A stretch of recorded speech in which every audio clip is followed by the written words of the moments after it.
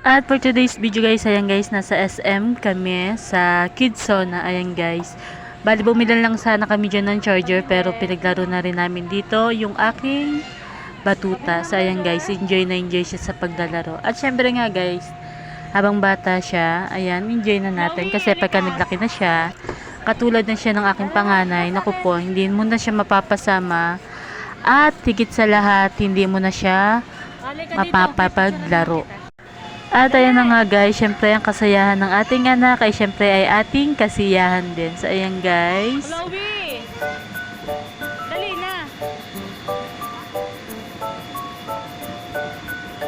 Bebe!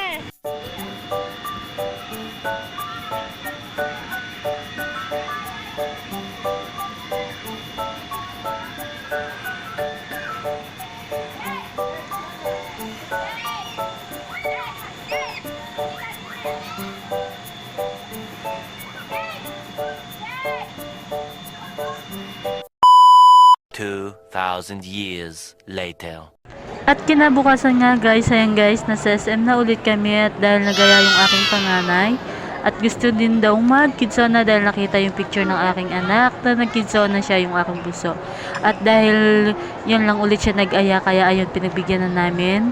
At syempre, sabi ko nga ang kaligayahan ng ating anak ay ating kasiyahan din. Kaya ayan guys, tara na ulit.